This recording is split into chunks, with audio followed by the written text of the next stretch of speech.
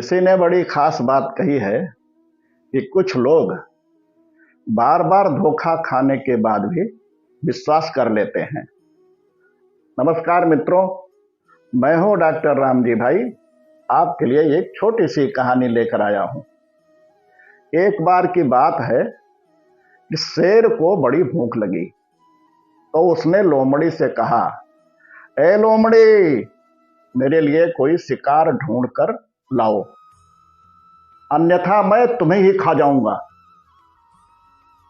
लोमड़ी भागी, एक गधे के पास गई और बोली, भाई तुम मेरे साथ शेर के समीप चलो, क्योंकि वो तुम्हें जंगल का राजा बनाना चाहता है। गधा लोमड़ी के साथ चला गया। शेर ने गधे को देखते ही उस पर हमला कर दिया और उसके कान काट लिए, लेकिन गधा किसी प्रकार बचकर भागने में सफल रहा।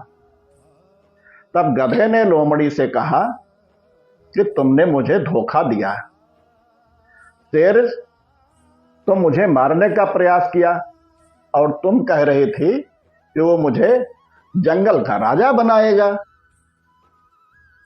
लोमड़ी ने कहा, मूर्खता भरी बातें मत करो।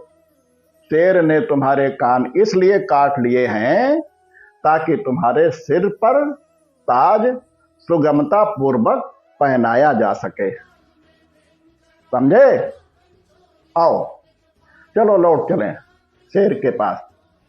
गधे को यह बात ठीक लगी, इसलिए वो पुनः लोमड़ी के साथ चला गया। शेर ने फिर गधे पर हमला किया तथा इस बार उसकी पूंछ काट ली। गधा फिर लोमड़ी से यह कहकर भाग चला कि तुमने मुझसे फिर झूठ कहा। इस बार शेर ने तो मेरी पूंछ ही काट ली। लोमड़ी ने कहा, शेर ने तुम्हारी पूंछ इसलिए काट ली ताकि तुम सिंहासन पर सहजता पूर्वक बैठ सको। आओ चलें पुनः उसके पास चलते हैं। इस प्रकार लोमड़ी ने गधे को फिर से लौटने के लिए मना लिया। इस बार सिंह गधे को पकड़ने में सफल रहा और उसे मार डाला।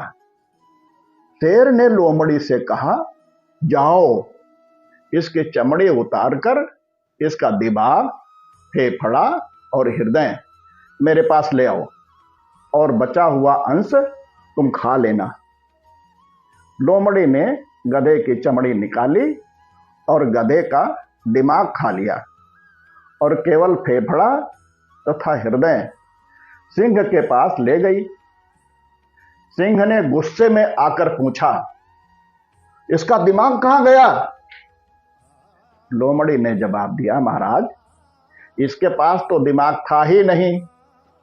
यदि इसके पास दिमाग होता तो क्या कान और पूंछ कटने के उपरांत भी आपके पास या पुनः वापस आता?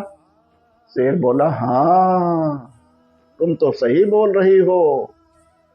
इस कहानी से हमें ये सीख मिलती है कि लोग बार बार धोखा खाने के बाद फिर उस लोमड़ी पर भरोसा कर लेते हैं।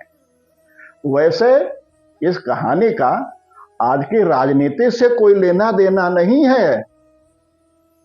आपको कहानी अच्छी लगे तो अधिक से अधिक लोगों तक शेयर, सब्सक्राइब करें तथा घंटी अवश्य दबाएं।